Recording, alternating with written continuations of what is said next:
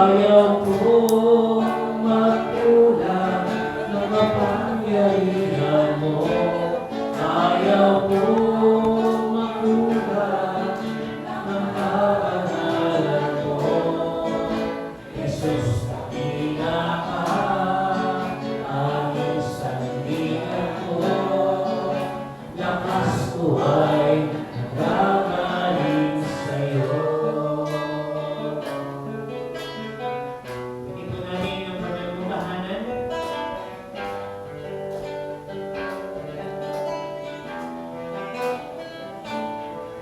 Ang puso ko'y tinutulog sa'yo. Nagpapaluma, nagsusumaho. Pagkindahagin mo, ikaw ay mamasdan, makalita, sa'yo ay pumisan. Puso ko'y, ang puso ko'y dinudulog sa'yo. Nagpapakumbaba, nagsusumaho. Pagindahagin mo, ikaw ay mamasdan, makalita, sa'yo ay pumisan. Loobin mo ang buhay ko'y naging pananampalataya. Dapat pala yung slide medyo maluwag dito. Wagas naman sila. Oo nga. Okay lang. Kalukuyan ng walang hanggang mga amoy pasamba. Mahal ikaw, O Diyos, ngayon at kailanman. Ibig mo namin, puso ko, ang puso ko'y dinudulog sa'yo. Nagpapakumbaba, nagsusumaho. Pagindahagin mo, ikaw ay mamasdan, makalita, sa'yo ay pumisan. Loobin mo ang buhay ko'y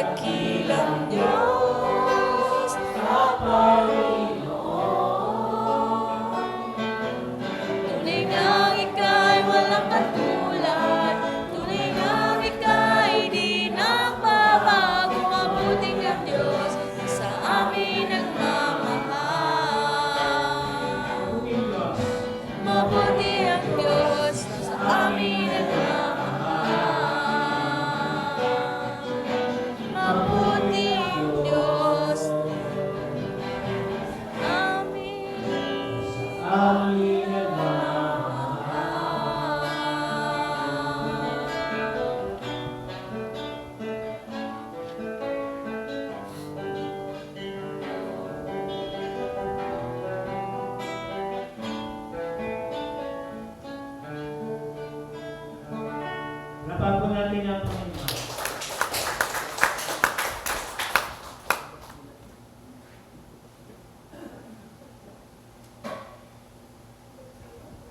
Para sa ating pong flower donor, una po, salamat po sa Panginoon sa panibagong buwan na kanyang inihatid sa bawat isa sa atin. Binigyan niya po tayo ng buhay, kalakasan, at lahat ng mga pagpapala na kanyang ibigay. Una po, salamat po tayo sa ating Elder Imelda sa kanyang pagbibigay ng napakagandang pag-aalay ng napakagandang bulaklak sa ating lahat. Salamat po, Ate Imel. Sa inyo po po kami. Salamat po. Kay Malu. Ay, mali pala. Kay ating kapatid na Malu. Salamat. Para po sa mga magdadaos ng kaarawan, kita niyo po sa March Day po. Ako po yun. Kaming dalawa po. Sa Tuesday po, Pastor. Ako at ang ating kapatid na Fernanda de los Santos na nasa piling ng Panginoon. Ang ating kapatid na Alpha Pinos na kapatid, kamag-anak po ng ating kapatid na Venus. At nasa Davao na po ata siya ngayon. Ang mga magdaraos pa po ng kaalawan, naalala ko po ang ating kapatid na Aaron Dinglasan. Wala po siya dito, nasa US po, sa 27.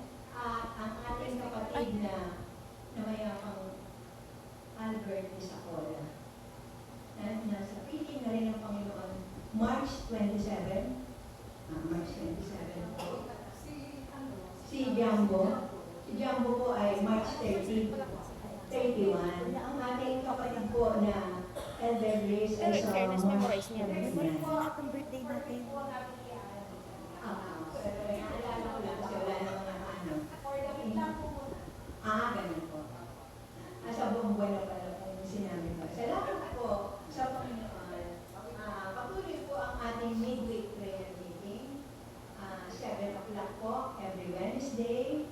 Kung tayo mo ay may panahon, tayo po ay magsama po at napakasaya po ng pag-aaral at panalangin sa Panginoon magsama-sama. At ganoon din po para sa church choir practice. Ito po ay Sabado na po. Sabado po ng alauna. 5 o'clock po.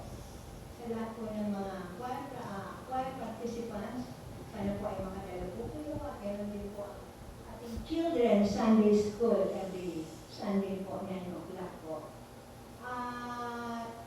Nung nakaraan nga po palang Friday, kami po ay nagdaos ng memorial service sa landlady po ng ating kapatid na Peter. Kapit-bahay din po namin ito. Ang sambahayan po ng ating kapatid na Cirila Palcoy. Ng 5 o'clock po. At ito po ay banilahan ng kami po, 8 po kami na dumalo doon. Nagpapasalamat po ako, magamat malayo pa po ang pinanggalingan ng ating pastor. Siya po ay nakapunta sa last lamay ng ating kapatid na Cirila Palcoy na isang napakabuti ring ina. Doon sa lugar po namin, para po namin siyang nanay. Napakabait po niya kahit hindi po niya kami siya po ay isang napakabuti ina. Salamat po. At para po sa ating church-related organization, magdadaos po ng pagpupulong mamaya ang mga dito po at kami po.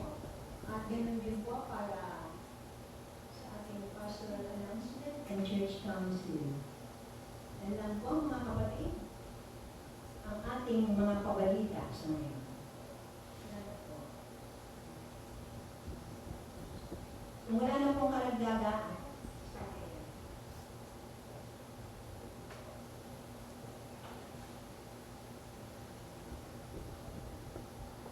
Thank you, Elder Flory.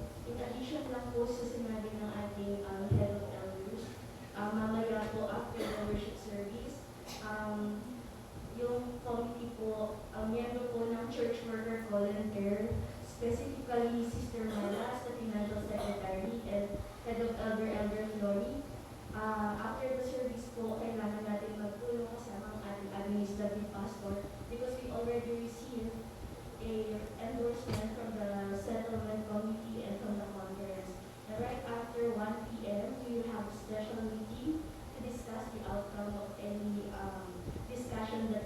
from the Church Worker Order Care. Kaya po, ang inyong pong attendance ay napakahalaga, lalo na po ang konsilyo. Maraming salamat po.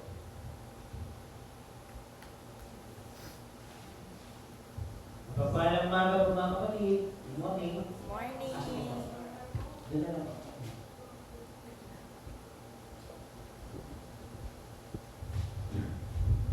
Magandang umaga po sa ating lahat.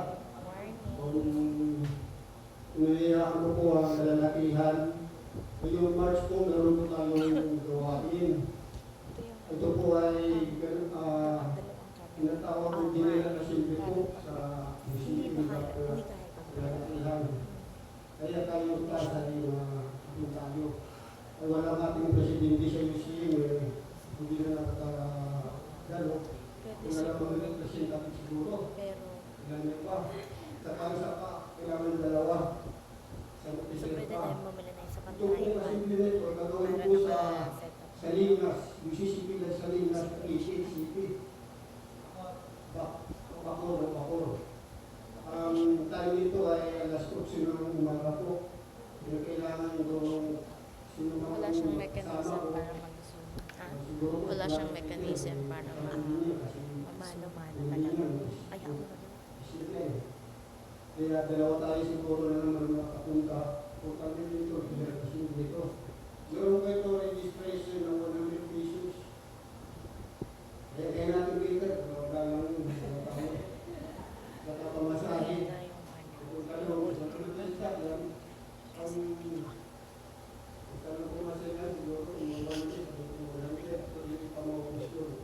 Ang pagbalik natin, wala nang problema kasi bakit sa kailangan tayo sa doon yung umarin, hindi lang sasakay. Kaya natin yung natin sa pagpapay, kasama tayo.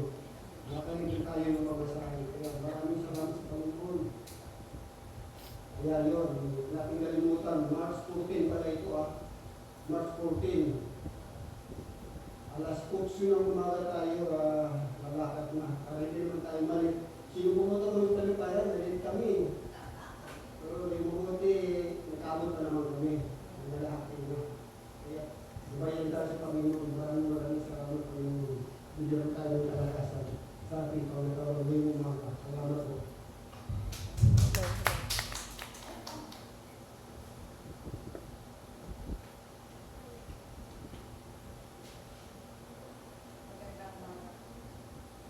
Magandang umaga po muli. Sa darating pong March 7 ay gaganapin po ang General Assembly. Ito po ay gaganapin sa UCCP Tehero ng alas 8 ng umaga. At may registration po ito na 300. Lahat po sana ng delegates sa ating local church ay makarating. Ang ating Vice President na kapatid na Venus, ang ating officers lang po, ang ating auditor na si kapatid na Loida, ang ating secretary na si Sis Lydia, at ang inyong pong lingkod, sana po makarating po kami. Where your ID po? May ID po silang binigay sa atin, sana po ay madala natin yun. At ang ating pong susuotin ay yung pong nagamit na natin yung pong t-shirt na violet, yung ginamit po natin yung 75, yung 75 po. Yun lamang po, maraming po salamat sa ating lahat at magandang umaga po muli. Salamat po mga kapatid sa mga paalala mula sa ating CROs. Pagpalang umaga po, good morning! Tayo po ay nagpapasalamat sa Panginoon sa panibagong buhay na kanyang pinagkaloob. Tayo po sumapit na sa unang linggo sa buwan ng Marso. Subalit nasa ikalawang linggo naman po ng Kwaresma o second Sunday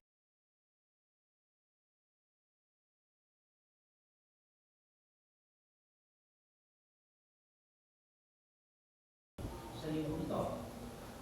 At katulad po na nabanggit ng ating mga kapatid, nawa po sa ibang mga CROs po natin, ang UCM at CWA po ay nag-announce na kanilang mga activities. Paalala lang po sa ating mga SIA at sa ating CYF, ano po, meron na po kayong mga nakadesignate na mga schedule para po sa inyong kanya-kanyang mga general assemblies. So, ang isipan po nito mga kapatid ay upang ihanda ang bawat CROs o organisasyon sa ating pong nalalapit na tao ng pagpupulong o annual session.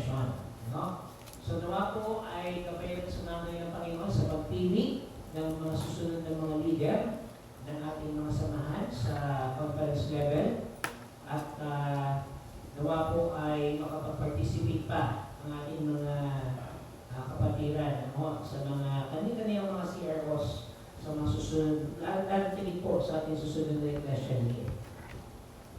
Ganun din po mga kapatid ay kaugnay ng mga gawain naman ng United Church Workers Organization.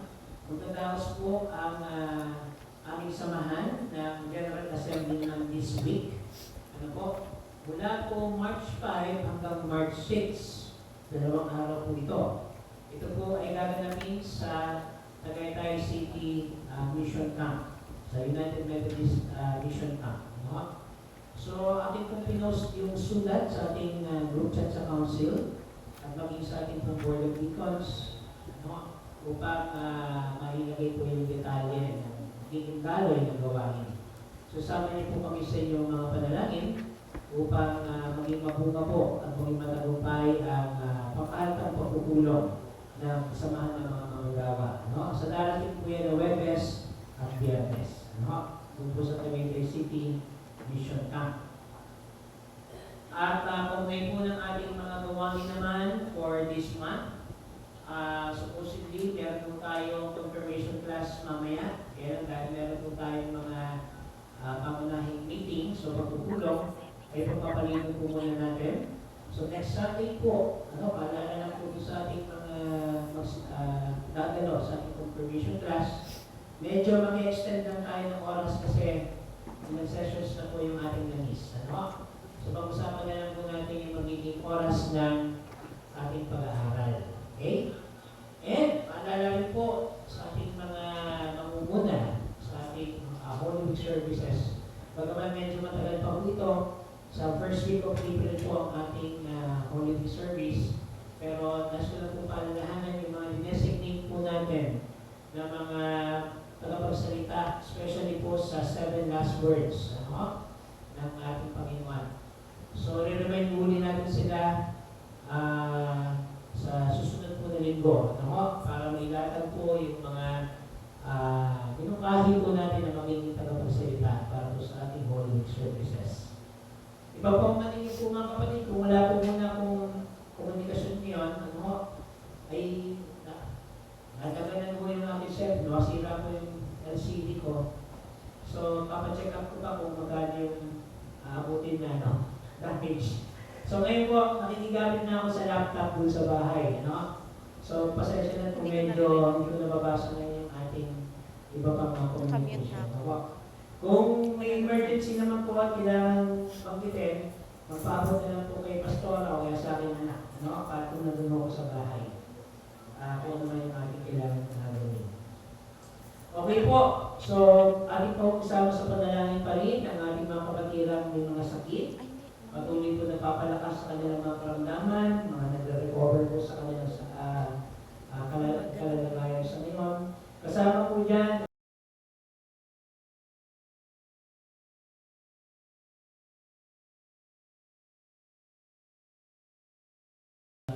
so patuloy natin sinasama sa ating mga panalangin. At sa iyo pa ho, mga kapatid po natin na nagpapalakas sa kanilang mga karamdaman.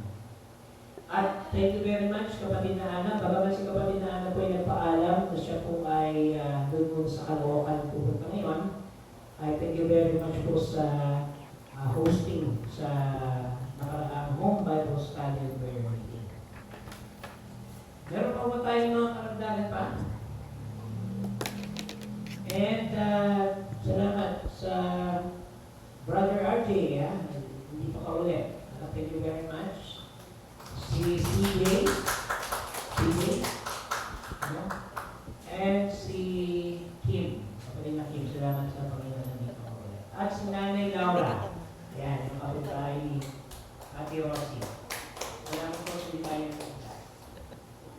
Kung wala na po, tayong lahat ay tumayo sa pagbasa ng ating pagbabatayan sa Ang unang pagbasa ko ay mula sa Lumang Tipan sa Aklat ng Henesis 12:1-4. Ang pagtawag ng Diyos kay Abraham. Ngayon, sinabi ng Panginoon kay Abraham, "Pisanin mo ang iyong bansa, ang mga kamag-anak mo, at kahit ang sambahayan ng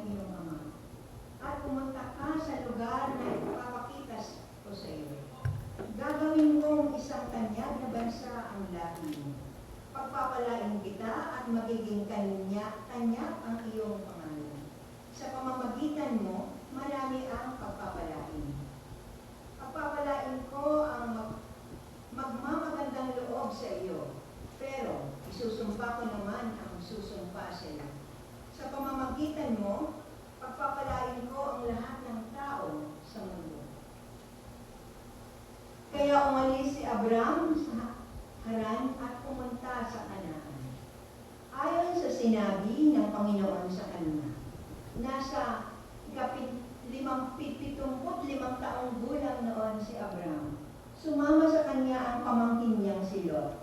Kasama rin niya ang asawa niyang si Sarai at ang lahat ng ari-arian at alipin na tipon nila sa Haran.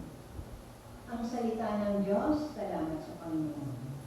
Para po sa ating duro ng pagbasa, ang sagutang pagbasa po ay mula sa Aklat ng Mga Awit, 121. Ang Panginoon ang aking tagapag-ingat. Tumitingin ako sa mga bundok, saan kaya nanggagaling ang aking saklolo? Ang tulong para sa akin ay naggagaling sa Panginoon na gumawa ng langit at ng lupa. Hindi niya papayagan na ikaw ay mabuwal, siyang mag-iingat sa iyo at hindi natutulog. Pakinggan mo ito, ang nag-iingat sa mga taga-Israel ay hindi umiidlip o natutulog. Ang Panginoon ang nag-iingat sa iyo. Siya ay kasama mo upang ikaw ay patnubayan. Hindi magkakasakit sa iyo ang init ng araw o liwanag ng buwan kung gabi. Iingatan ka ng Panginoon, sa anumang makamakan, pati ang buhay mo ay kanyang iingatan. Ang Panginoon ang mag-iingat sa iyo nasaan ka man, ngayon at magpakailanman. Ang salita ng Diyos, purihin ng Panginoon. Napili po tayo magkayo sa pagbasa sa Ebanghelyo ng ating Panginoong Jesucristo ayon kay Juan. Kabanatang 3, versikulo 1 hanggang 17. May isang taong nagngangalang Nicodemus. Isa siya sa mga pinuno ng mga Hudyo at kabilang sa grupo ng mga Pariseo. Isang gabi, pumunta siya kay Jesus at sinabi, Guro, alam namin isa kayong tagapagturo na mula sa Diyos dahil walang makagagawa ng mga himalang ginagawa ninyo. Maliban kung sumasa Kanya ang Diyos. Sumagot si Jesus, sinasabi ko sa iyo totoo, hindi mapapabilang sa kaharian ng Diyos ang hindi ipinanganak na muli.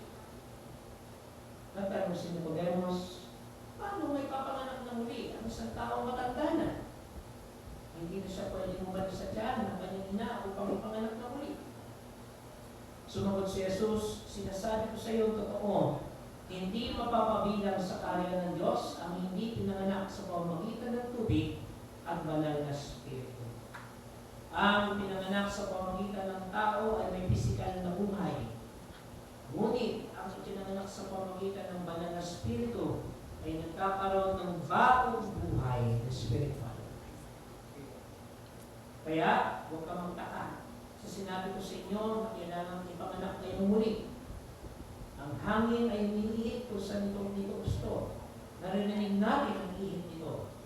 Ngunit ang hindi natin alam kung saan manggagaling o saan pupunta. Ganun din ang sinumang ipinanganak sa pamamagitan ng banal na Espiritu. Nagtanong si Nicodemus, paano po mangyayari yun? Sumagot si Jesus, isa ang tanyag na tagapagturo sa Israel, pero hindi mo ito alam.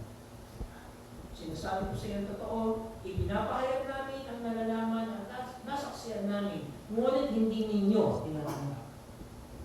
Kung hindi kayo naniniwala sa mga sinasabi ko tungkol sa mga bagay dito sa mundo, paano pa kaya kung maniniwala? O paano pa kaya kayo maniniwala sa mga sasabihin ko tungkol sa mga bagay sa langit? Walang sino mang nakapunta sa langit maliban sa akin na anak ng tao na nagmula sa langit. Sinabi pa ni Jesus, kung paano tinas ni Moses ang ahas na tanso sa ilang ay gayon din naman ako na anak ng tao ay dapat itaas. upang kasi naman sumampalataya sa akin ay magkaroon ng buhay na walang hanggan. Sapagkat ito ang pag-ibig ng Diyos sa mga tao sa sanlibutan, ibinigay niya ang kanyang pagtuna na upang sino mang sumasampalataya sa Kanya ay hindi mapahamak, kundi magkaroon ng buhay na walang hanggan. Sapagkat hindi sinugo ng Diyos ang kanyang anak dito sa mundo upang hatulan ng parusa ang mga tao, kundi upang iligtas sila. Ito ang mabuting balita ng ating kaligtasan.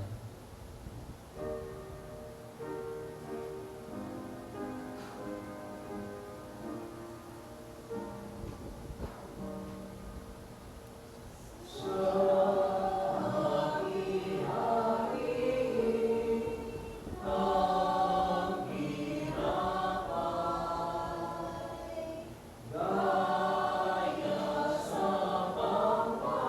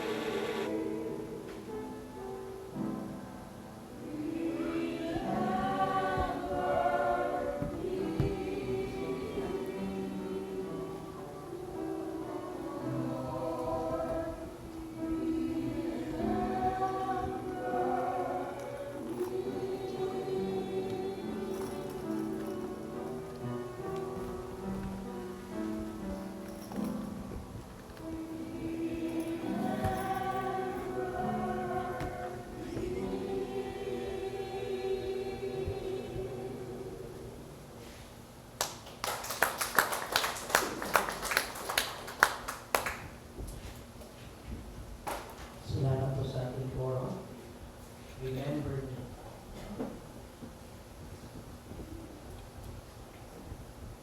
Sumapit na po tayo sa ikalawang linggo ng Quaresma o Second Sunday in Lent.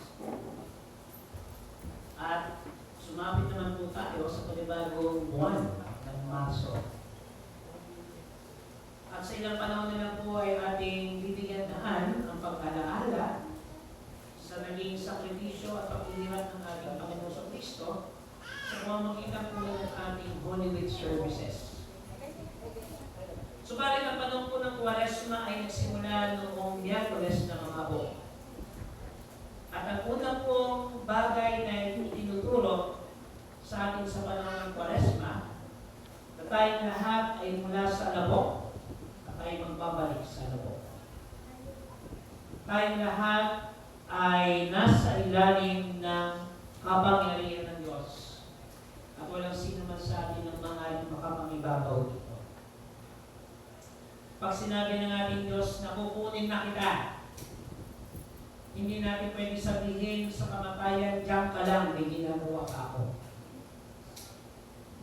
Ang kamatayan po ay bahagi ng ating buhay at nagpapakita na tayong lahat ay pantay sa harap ng Diyos kapag tayo ay kanyang tinawag. Yun po mga pinundar natin mga ari-arian sa mundo nito.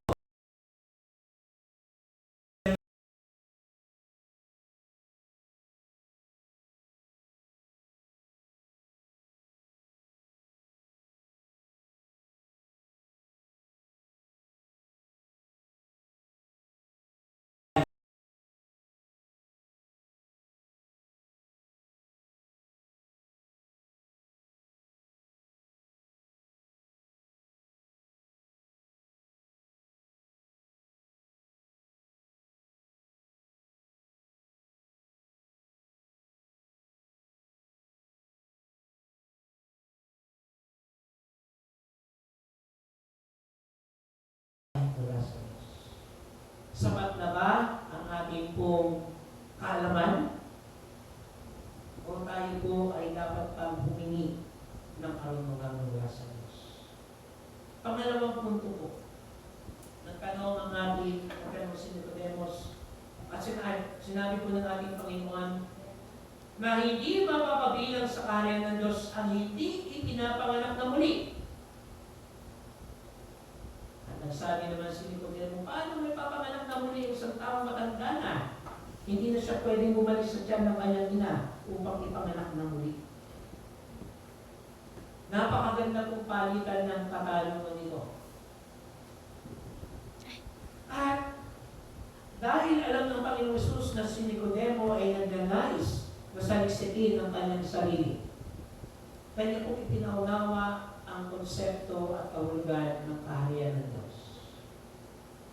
Subalit nagkaroon mo ng confusion dito si Nicodemo. Paano nga ba ako makakapasok sa kaharian ng Diyos kung ako ipapanganak na muli?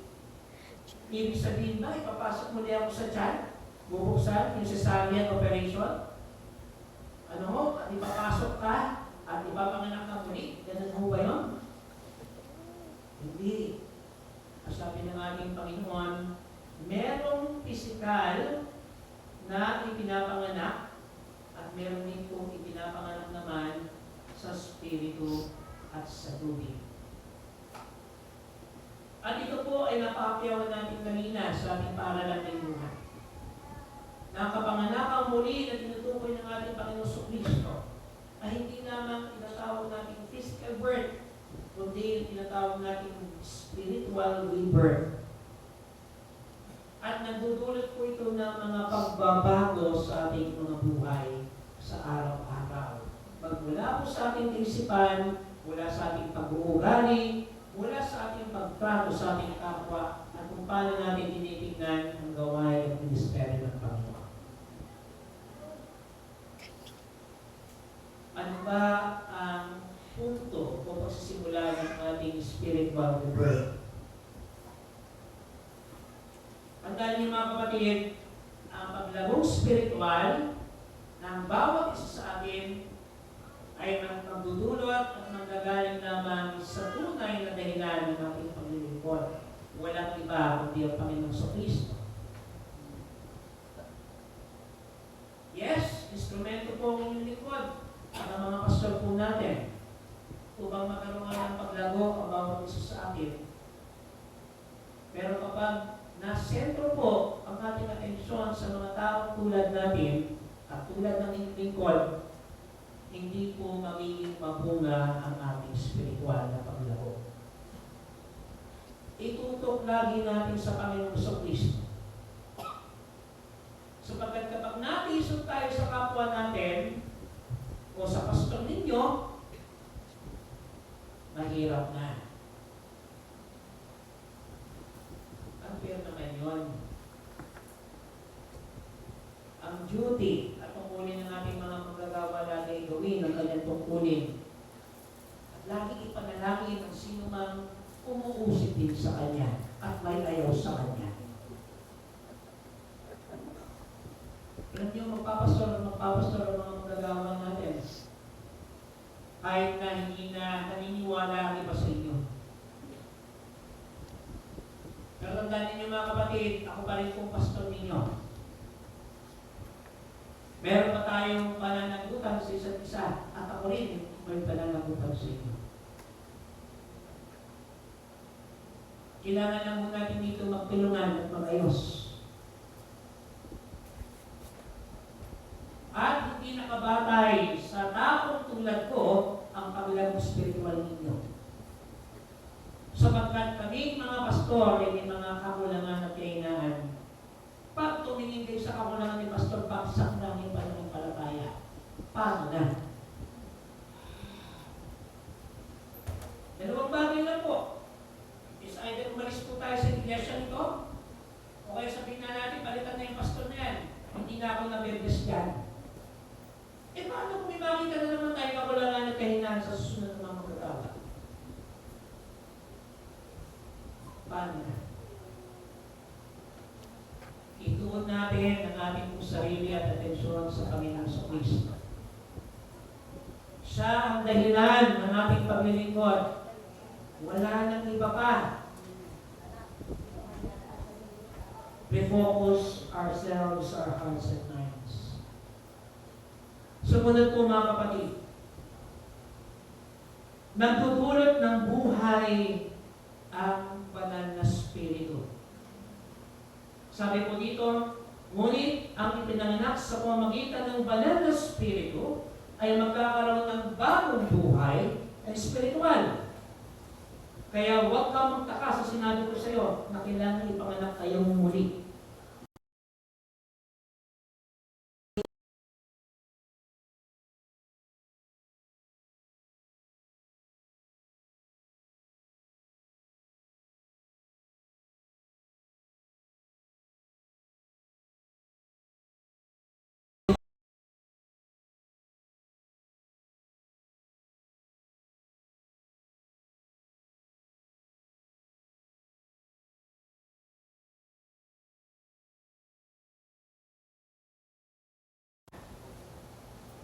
Tulad ng sa magnanakaw na hindi mo alam kung kailan darating. Darating siya upang maghati at mawasak ng iglesia. Kailangan po natin labanan yan mga kapatid. Sapagkat ang kaaway ay lagi nakatabay lang sa ating likod. Bubuyuin tayo. Bubulungan tayo. Sige, gawin mo yan. At kung wala, at hindi natin inihingi ang presensya ng banal na spirito, magagapi tayo ng kaaway. Gusto ba ng Panginoon yan mga kapatid? Hindi. Kasi doon sa mga bagay na dapat po natin ginagawa at nilalaan na yung ating oras at lakas, natututok pa tayo sa ilang mga bagay na wala namang kakwenta-kwenta. Sino tayo dyan? Tayo. Kaya maging maagap po tayo mga kapatid sa panahon ito ng Kwaresma. Kailangan natin i-review sa pangalan ng Panginoon Jesus sa anumang mga pagkakataon na nagawa bilang isang iglesia, gawin po natin yan agad-agad. Bumuo tayo ng isang komunidad at huwag tayo maging dahilan ng pagkakahati at paksyon sa iglesia nito. Makipagtulungan tayo sa isa't isa. Kung gusto ninyong magpastor po kayo. Mag-aral po tayo. Pero kung mag-aasta kayo maging pastor dito sa iglesia nito, sorry na lang. Gawin niyo muna ang tamang proseso at sumunod kayo sa tawag ng paglilingkod. Matuto rin tayong sumunod, makinig. At hindi upang pangunahan ang tamang tao na namumuna sa iglesia nito.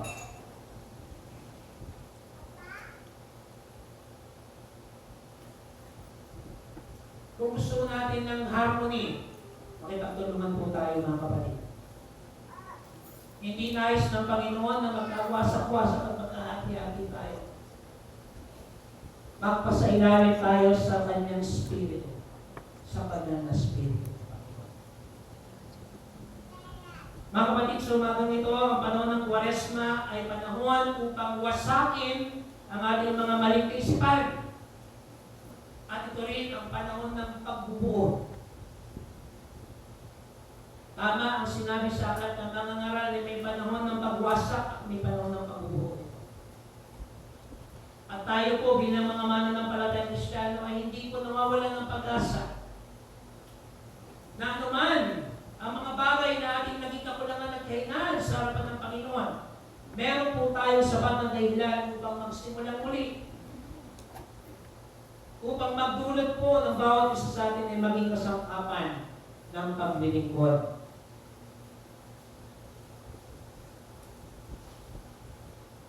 Sikapin po natin gawin yan mga kapatid. Kasi kayo ang matitira dito sa iglesia nito. Pastors come and go. Walang forever.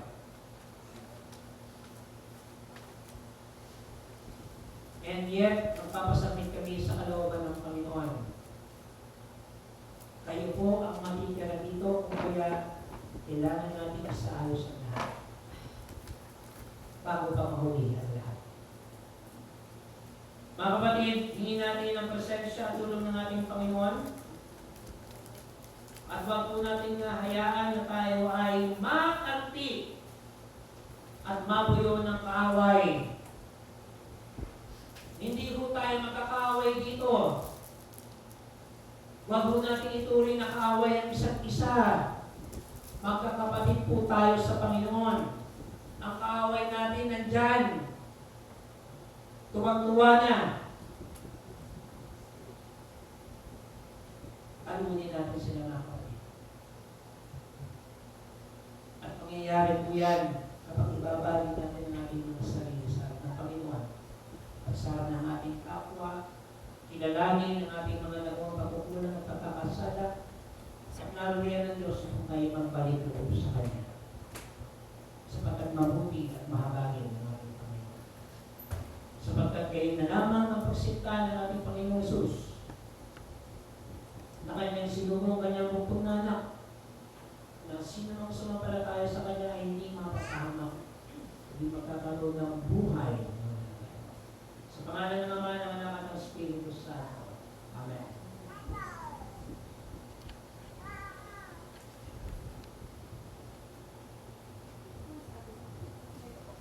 Kung hindi tayo marunong magbahagi, paano tayo makakatulong sa iba? Kung ating itatago at ipapahayag ang pag-ibig ng Diyos, paano magpapalaganap ang totohanan malibang ng pangalan ng tao sa tubig at espiritu? Hindi siya makakapasok sa kaharian ng Diyos. Gawing ganap ang ministeryo at programa ng kanyang iglesia sa pamamagitan ng ating mga kaloob na alay pasasalamat, mga pangako at ipako.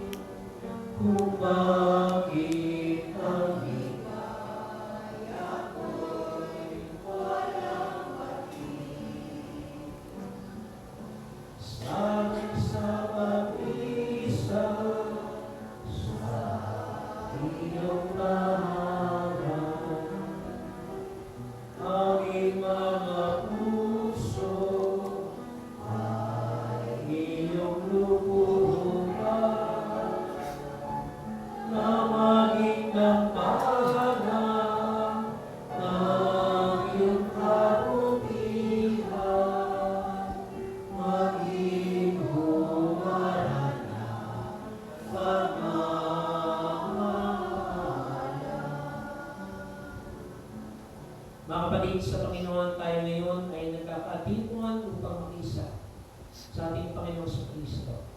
Ang Evangelistang si San Lucas ay nagkulat na noong gabi sa unang araw ng Sanlinggo, ng araw na si Jesus ay mabuhay na muli buwan sa mga patay. Siya ay nasa mesang kasalo ng kanyang mga alagad. Dumampot siya ng tinapay at pinireso ito at ipinigay sa kanila. At ang kanilang mga mata ay nabuksan at nakilala nila si Jesus. Mga minamahal, ito may kagalakang kalipunan ng pamayanan ng Diyos. Mabuhat sa ilaga at timog sa silangan at kanluran. Ay nagkakatipo ng lahat sa dulang ng Panginoon. Upang sa diwa ng kapakubamaan ay salo-salo nating gunitain si Jesus. At iniibugod kami ng may pananampalataya ang tinapay at ang alak nito para sa banal na layunin bilang simbolo ng katawan at dugo ng ating Panginoong Kristo. Tayo po ay manalangin, maibigin namin Ama, nawa ang Panginoong Kristo namin dakila at kataas-taas ang saserdote ay makapiling namin tulad ng siya ay kasama ng kanyang mga alagad at mahayag nawa siya sa amin sa pagpiraso namin ng tinapay at pagbabahagi sa sala. Sa iyong kapulihan at kaluwalhatian, kasama ng iyong anak namin Panginoon at ang banal na Espiritu Santo ngayon at magpakailanman. Amen. Ang tinapay nito nating pinagpira-piraso ay sagisag ng ating pakikisa sa katawan ni Jesus. At ang salo nito ng bagong tipan nating pinagpapala ay sagisag ng ating pakikisa sa dugo ni Jesus. Ito ang aral na tinanggap ko sa kasulatan na tinuturo sa atin. Samantalang sila ay kumakain, dumampot ng tinapay si Jesus at matapos magpasalamat sa Diyos, kanyang pinagpira-piraso ang tinapay at ibinigay sa mga alagad. Kunin ninyo ito at kanin, ito ang aking katawan, wika niya. At tinawakan naman niya ang saro at nagpasalamat sa Diyos at ibinigay sa kanila. Uminom kayong lahat nito, sabi niya. Sapagkat ito ang dugo ng tipan, ang aking dugo na mabubuhos dahil sa marami, sa kapagpapatawad ng kasalanan. Sinasabi ko sa inyo na hindi na ako uminom itong alak mula sa ubas hanggang sa araw ng bagong alak ay inumin kong kasalo kayo sa kaharian ng aking Ama. Tayo po ay manalangin. Kabanal-banalan Diyos, pag-indapati mo po kami sa pagtanggap ng katawan ng dugo ng anak mong si Jesus. Kasama ang aming mga kapatid sa buong daigdig, loobin ko na maging bahagi ito ng iyong pagpapala sa buhay namin na iyong mga anak, upang kami man ay maging bisig mo sa paglilingkod sa sangkatauhan, hanggang sa kami ay tawagin mo na sa iyong tingin sa iyong kaharian. Tanggapin mo po, Ama, ang aming pagpapalaga ng buhay at paglilingkod sa banal na pangalan ni Jesus, naming mananakop at tagapagligtas. Amen. At ngayon, mga kapatid sa Panginoong Kristo, aking binibili sa inyo ang tinapay at ang alak na siyang sagisan ng katawan ng dugo ni Jesus at pakikisa naman natin kasama ang ating mga kapatid sa buong daigdig sa kanyang ministeryo. Ang lahat niya ay nangyayahang magsinulog sa dulang ng ating Panginoon.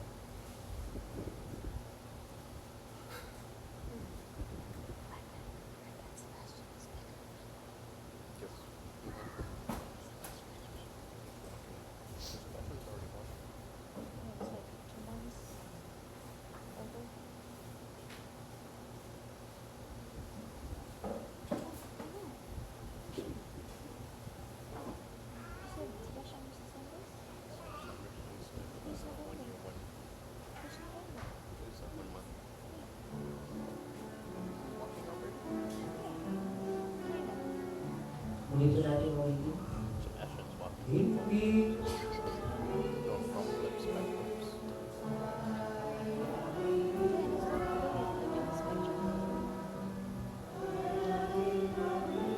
Maganda kayong lagi maging matyaga sa pananalangin. Ipagpasalamat ninyo sa pangalan ni Kristo Jesus sa lahat ng pangyayari. Sapagat yaon ang pag-ibig ng Diyos. Huwag ninyong hamakin ang sino mang pahayag o anumang pahayag mula sa Diyos. Suriin ninyo ang lahat ng bagay at pulutin ang mabuti. Lumayo kayo sa lahat ng uri ng kasamaan.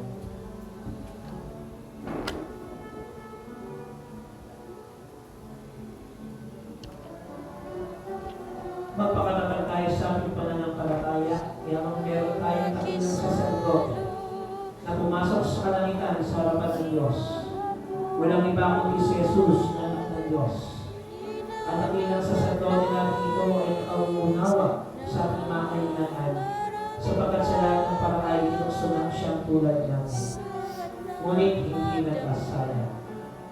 Kaya huwag na tayong magkatabiling lumapit sa trono ng mga bagong Diyos at huwag ikakamtan natin ang habag at kalinga sa panahong kailangan natin. Alakatinapay, aking kagalakan ay walang mapagsidlan. Di kinakailangan aking pangariin kung bakit ang likha ako'y walang buti.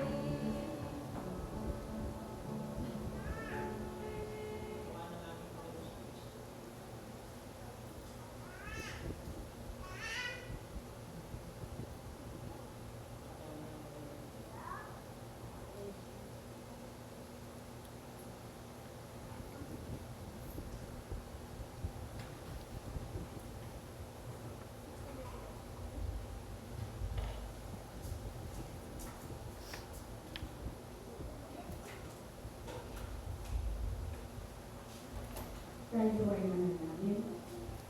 Salamat po Panginoon sa pagpapala, ang banal na dugo at ang sinakay ng aming pinagsasabi. Mga Panginoon ay patuloy kang lumimos na tayo at kayo sa latuhan at maging kagagap ng ating bawat isa sa amin. Salamat po Panginoon sa mga panahon na kami ay patuloy mong binibiyayaan pagkamat kami Panginoon ay hindi dapat sa maraming bagay na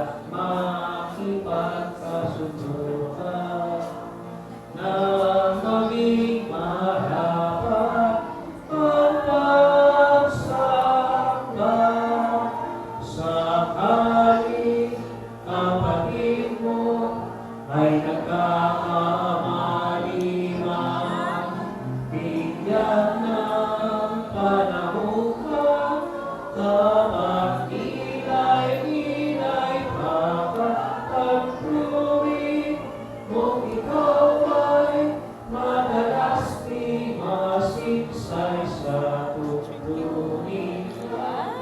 Kabanalan,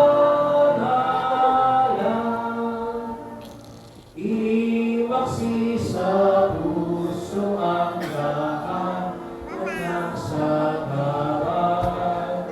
Ngayong isikapin mo, kayo'y magmamahala. Bukas ay hindi iyo baka ika'y pumanaw. Puso'y may damdamin tinatanggal. Sakaling kapatid mo ay nagkakamali man, bigyan ng panahon pa, kapag nilay-nilay makakapagluwi, kung ikaw ay madalas di masiksat sa tuntunin na kabanalan.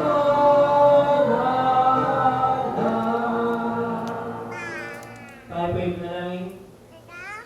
Aming Diyos na buhay at makapangyarihan sa lahat.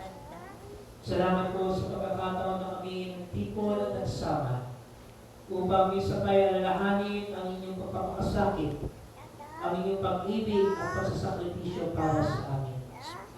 Ang inyong banal na dugo ay siyang sagisag ng inyong walang hanggang pag-ibig at pagpapatawad sa tulad namin na mga hindi ka-ibig-ibig at hindi ka patawad-tawad. Salamat Panginoon sa inyong patuloy na pagbibigay sa amin ng bagong buhay at pag-asa.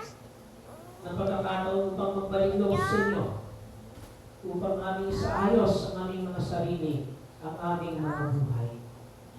Panginoon, ganun din po ang katawan ng aming pinagsaluhan ng inyong iglesia. Pakaingatan naman namin ito, O Diyos, at bigyan ng pagpapahalaga. Madalas kami, Panginoon, ay mayroong hindi mga pagkakaunawaan dahil din sa aming mga kahinaan at kakulangan, Panginoon. Sumalat lang namin na ito ay hindi magiging hadlang upang magpatuloy kami sa gawain ninyong pinagkatiwala sa amin. Panginoon, patawarin niyo po kami sa mga panahon na kami ay pansamantalang tumalikod sa inyo at pansamantalang nawalay sa inyo. Tunay nga, Panginoon, na kayo lamang ang aming lakas. Kayo lamang ang aming sandigan at wala nang iba pa. Kayo ang Diyos ng pag-ibig. At mga Panginoon, maging daluyan din kami ng pag-ibig patungo sa aming kapwa. Kami kayo ang Diyos na nagpapatawad. At nawa ay maging daluyan din kami ng pagpapatawad sa aming kapwa. Kayo ang Diyos na nagpakumbaba. At nawa kami rin ang maging daluyan ng pagpapakumbaba patungo sa aming kapwa. Panginoon, hindi ko magiging ganap ang lahat ng ito, kundi sa pamamagitan at tulong ng inyong banal na Espiritu. Kaya kayaan ninyo na inyong banal na diwa pumasok sa aming mga buhay. Kung kami man ay binubulungan ng aming kaaway at ng Diablo, Panginoon, sa inyong pangalan, kayo ang siyang mas makapangyarihan sa lahat. Kayo ang mas nakahihigit sa lahat. At kayo, Panginoon, ang patuloy namin na itinatanghal at inihahayag sa mga oras nito. Lalo tingin sa buhay ng iglesia nito. Kayo lamang, Panginoon Jesus, ang siyang pangunahin sapagat kayo ang ulo ng iglesia nito. Sapagat kayo ang dahilan ng aming paglilingkod. Hindi kung sino pa man, kundi kayo lang o aming Panginoon. Kung kaya, Panginoon, hintayin din namin, Panginoon, na kami ay magkaroon ng pagkakataon na mahalig kayo sa pamamagitan ng aming pagkikilala sa panalangin, sa pamamagitan ng aming sama-sama paninilay ng inyong banal na salita, at sa pamamagitan din ng aming sama-sama pagtulog. Salamat, Panginoon, sa mga magdiriwang ng kanilang kaarawan sa lingkong ito, kasama riyan ng aming kapatid na Flory. Salamat sa panibagong buhay, lakas ninyong pinagkakaloob sa Kanya. sa pagkakataon na siya makapaglingkod sa inyo, aming Panginoon.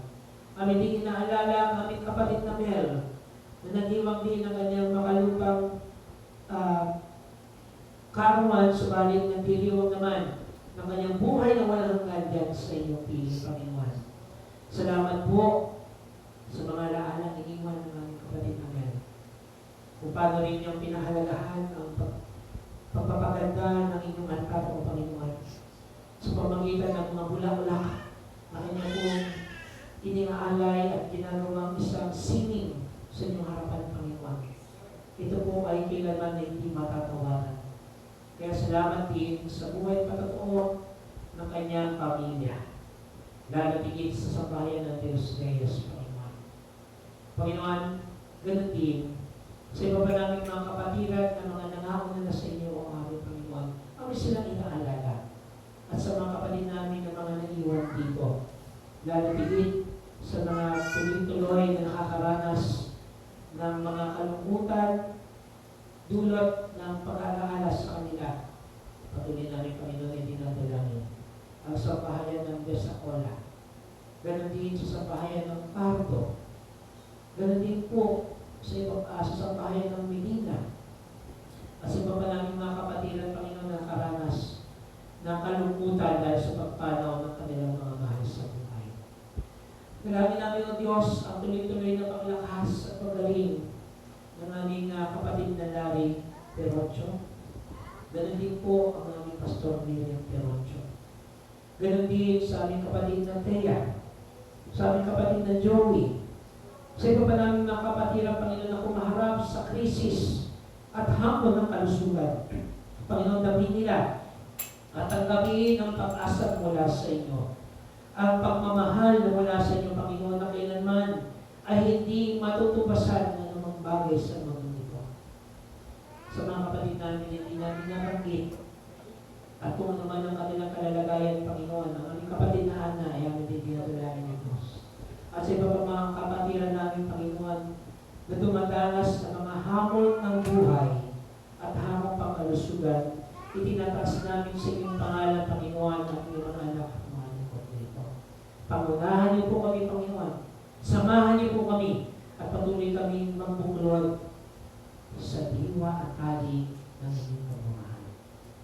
Panginoon, sa amin po pa sa mga pag-iwalay natin, ito po bawat po sa amin sa mga pagkukulong na isasagawa patapos ng pananambahan ito.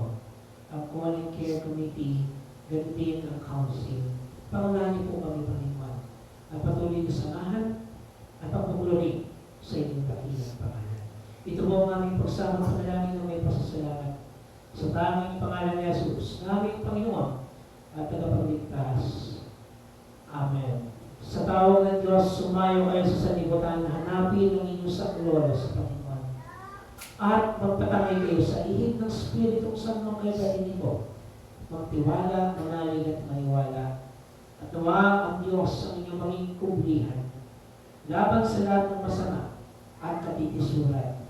Naway gawing matatag ni Yesu Kristo ang inyong buhay sa pananampalataya. Naway galing ngayon ng Espiritu Santo sa kapayapaan at punangin ang pag-ibig ng Diyos. Umayo tayong mga binago ng salita ng Diyos, nakahandang ibigin at paglingkuran ng isang Diyos, ang ating Diyos Ama, Diyos Anak, at Diyos Diwang Patnubay. Amen.